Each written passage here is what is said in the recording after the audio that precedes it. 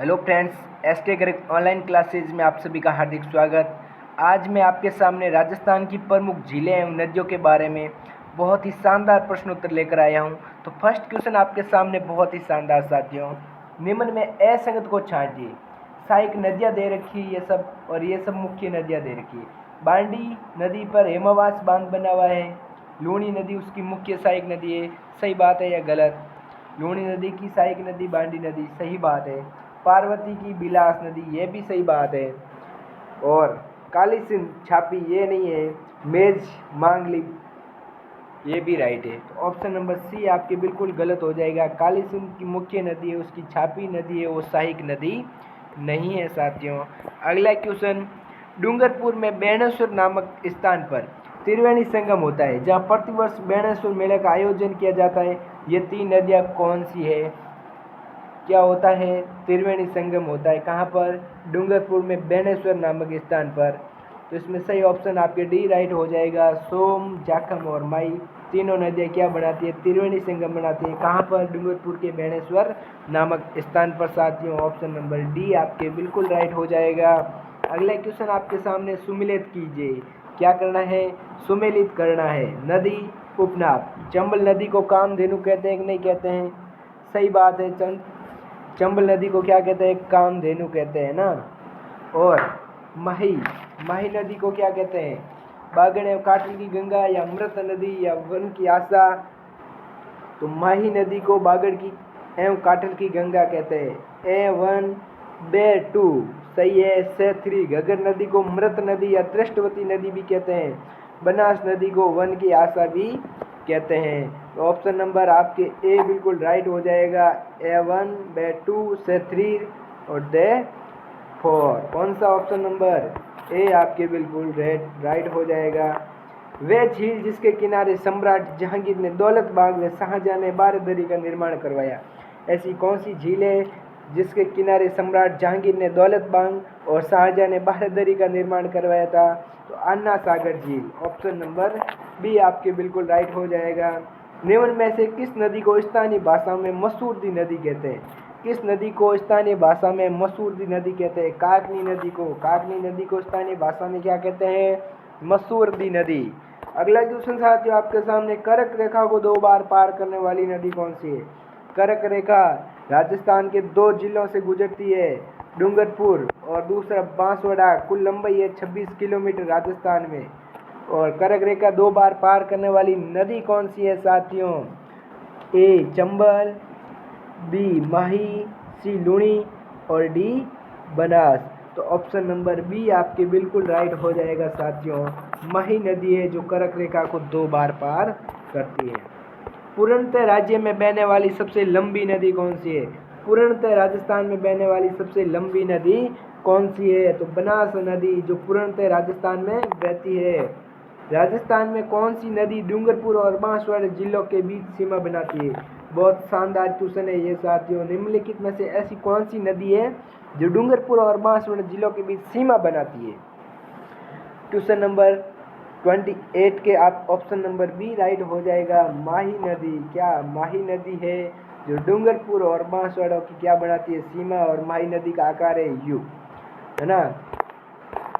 निम्न में से कौन सी नदी अरब सागरीय प्रवाह क्रम का अंग है? निम्न में से कौन सी नदी अरब सागरीय प्रवाह क्रम का अंग है? तो ऑप्शन नंबर सी आपके बिल्कुल राइट हो जाएगा, माही। अगला क्वेश्चन साथियों बहुत ही शानदार, राजस्थान में नदियों के त्रिवेणी संगम है, एक डूंगरपुर में तथा दूसरा कहाँ पर है? देखो राजस्थान में नदियों के क्या है? त्रिवेणी संगम है। एक डूंगरपुर में है तो दूसरा कहाँ पर है? जो ऑप्शन दे रखा है उनमें दूसरा भीलवाड़ा में है। कहाँ पर? भीलवाड़ा में।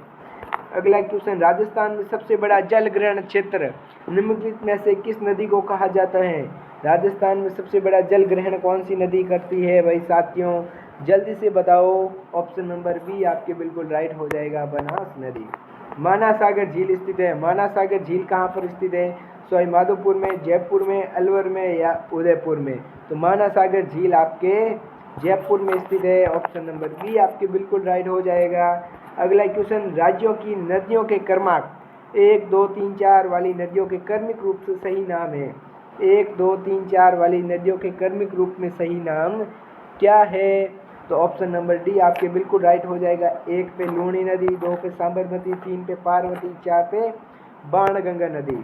अगला क्वेश्चन, राजस्थान में अंतः प्रवाहित क्षेत्र की सबसे बड़ी नदी कौन सी है? अंतः प्रवाहित क्षेत्र की सबसे बड़ी नदी कौन सी है? काली सिंध, घग्गर, माई या लूणी? अंतः प्रवाह की सबसे बड़ी नदी आपके घग्गर नदी है। कौन सी नदी है?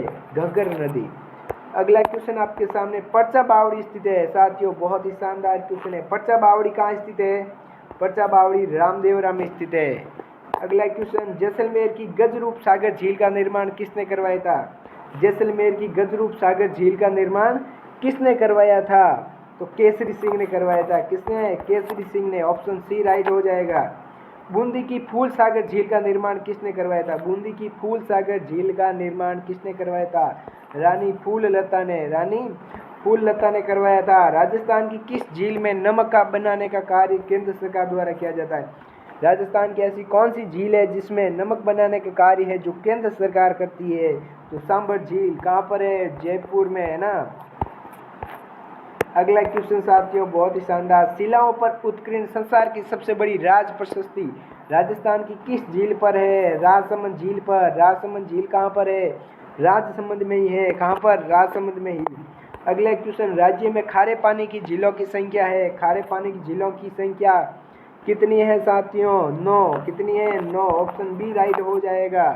अगला क्वेश्चन आपके सामने, देश में खारे पानी की झील सबसे बड़ी झील सांबर किस जिले में स्थित है? देखो अभी क्वेश्चन आया था, मैंने आपको बताया था देश की खारे पानी की सबसे बड़ी झील सांबर झील है जो आपके जयपुर में स्थित है। कहाँ पर स्थित है? जयपुर में। उद्गम स्थल पर सागरमती नाम किस नदी का है साथियों? सागरमती नाम किस नदी का है? जहाँ से उद्गम होती है नदी उसका नाम है सागरमती। कौन सी नदी है? लूणी नदी को। लूणी नदी का उद्गम होता है तो क्या कहलाती है? सागरमती। अगला क्वेश्चन, राजस्थान की वह झील जहाँ सर्दियों में राजहंस बड़ी संख्या में आते हैं। राजहंस यानी फ्लेमिंगोज बड़ी संख्या में आते हैं। कहाँ पर? सांबर, राजसमंद, जयसमंद या डीडवाना में? राजहंस सर्वाधिक कहाँ पर आते हैं? सांबर झील में। कहाँ किस समय आते हैं? सर्दियों में, याद रखना। अगला क्वेश्चन, दिवेर राजस्थान किस नदी का उद्गम स्थल है? दिवेर का युद्ध भी हुआ था साथियों। दिवेर कहाँ पर है? राजसमंद में। किस नदी का उद्गम स्थल है दिवेर? जल्दी से बताओ। कोठारी नदी का उद्गम स्थल क्या है? दिवेर। अगला क्वेश्चन आपके सामने, निम्न में से असंगत है। असंगत कौन सा है? यानी किसके आधार पर बताना है? नदियों की कुल लंबाई। माही नदी की लंबाई 576 किलोमीटर है, सही बात है ना। और चंबल नदी की 1051 किलोमीटर, ये भी सही बात है। बनास नदी की 512 है, ये भी सही बात है। लेकिन बेडच नदी की लंबाई 400 किलोमीटर नहीं है। तो क्या है आपको बताना है कमेंट में, जल्दी से ना। इस लाइन को आप कमेंट में बताना है बेडच नदी की लंबाई कितनी है, फिर मैं आपको बताऊंगा। अगला क्वेश्चन आपके सामने, वाहरा नदी के नाम से कौन सी नदी जानी जाती है? वाहरा नदी के नाम से कौन सी नदी जानी जाती है? रूपा रेल को क्या कहते हैं? वराहा नदी या वाहरा नदी? अगला क्वेश्चन, निम्न में से कौन सी नदी वर्षा ऋतु में अपनी विनाश लीला के लिए प्रसिद्ध है? ऐसी कौन सी नदी है जो वर्षा ऋतु में अपनी विनाश लीला के लिए प्रसिद्ध है? बाणगंगा, साबी, मेंता या रूपनगढ़? तो आपके साबी नदी है जो वर्षा ऋतु में विनाश लीला के लिए प्रसिद्ध है। अगला क्वेश्चन, निम्न में से कौन सी नदी प्रतापगढ़ जिले में बहती है? ऐसी कौन सी नदी है जो प्रतापगढ़ जिले में बहती है साथियों? तो ईरू नदी। आपने नाम नहीं सुना होगा लेकिन आज सुन लेना, ईरू नदी है जो प्रतापगढ़ में बहती है। वह नदी जो केवल एक ही जिले में बहती है। बहुत ही शानदार प्रश्न है ये, बहुत ही शानदार। वह नदी जो केवल एक ही जिले में बहती है, काकनी नदी। कहाँ पर बहती है? जैसलमेर में। अगला क्वेश्चन, उदयपुर जिले में निम्न में से कौन सा बांध स्थित नहीं है? उदयपुर जिले में निम्न में से कौन सा बांध स्थित नहीं है? तो भोपाल सागर। फर्स्ट ही आपके गलत हो जाएगा, ऑप्शन नंबर ए आपके बिल्कुल राइट हो जाएगा। उदयपुर जिले में कौन सा बांध नहीं है? भोपाल सागर। उदय सागर है, स्वरूप सागर है, सोमकादर है। तो साथियों अगर क्लास अच्छी लगी है तो प्लीज़ चैनल को सब्सक्राइब करें और लाइक करें और कमेंट में ज़रूर बताएं क्लास कैसी लगी। जय हिंद, जय भारत।